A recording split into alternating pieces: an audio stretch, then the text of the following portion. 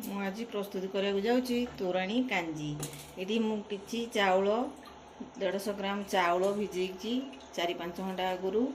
ଏଠି ନେଇଛି ବଡ଼ ବଡ଼ କାଟି ଗାଜର, ଏଠି ସିମ, 2ଟା ସାରୁ, ଅମୃତଭଣ୍ଡା କିଛି ନେଇଛି। ଏଠି ବନ୍ଧାକୋବି ବଡ଼ ବଡ଼ କରିକି କାଟିଛି। ଏଠି କଖାରୁ 200 ଗ୍ରାମ ନେଇଛି। ମୂଳା 200 ଗ୍ରାମ ନେଇଛି। ଏଠି 4-5ଟା टमाटर काटिकी नहीं। इटी गोटे बैगण काटिकी पानी रे पकई ना कला पड़ जाव। इटी किसी पंचुफुटण नहीं, अदा कंचा लंका छेचिकी, ये भृषंग पत्र, ये 4टा सुखिला लंका, ये किसी पंचुफुटण। चलो प्रस्तुति करवा आमर कांजी।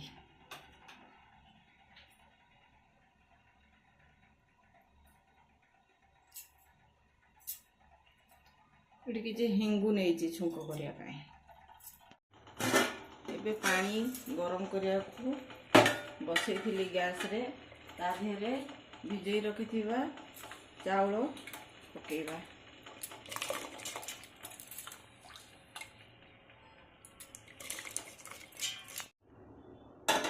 एबे आम चाउल दरसिजा हो गलानी।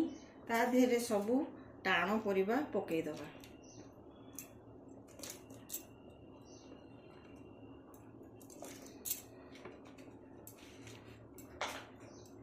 गाजर, सारू, सिम, बंधाकोबी,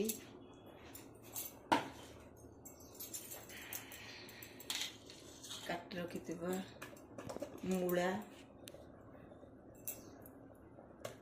कखारू,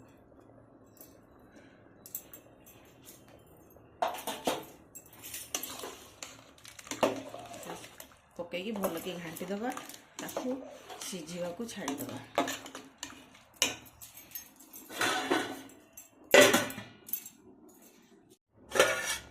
इठी हमर परिवा सब सीझी गलानी। एबे आधे आमे तोराणी पकेबा। तोराणी आगुरु पकेले परिवा सब सीझीबनी, सेति परिवा सीझी गला परे तोराणी तादरे पकेबा। देखंतु एबे तोराणी पकेकी भलसे घाटी दउची। तापरे ताकू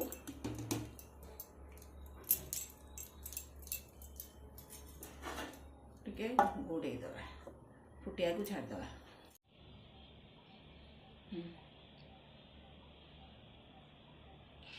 एबे आम पैन टी ताती जाइची। ताधे सोरिष तेल दबा। सोरिष तेल देले कांजीटा बहुत टेस्ट आसीबो।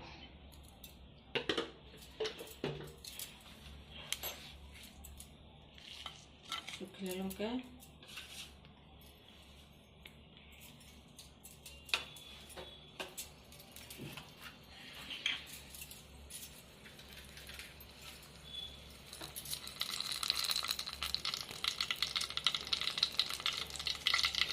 हिंग,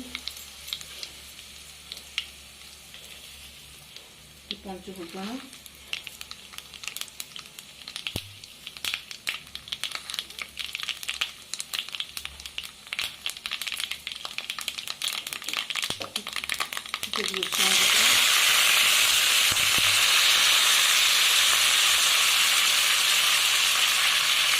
कंचा लंका छेचा देके भलसे घाटी देबा।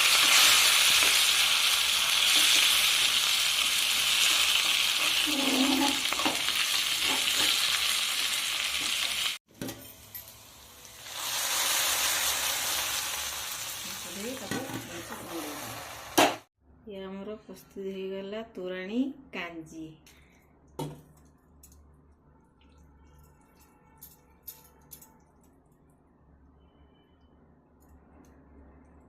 वीडियोटी भल लगे लाइक करेंगे, शेयर करेंगे, सब्सक्राइब करेंगे।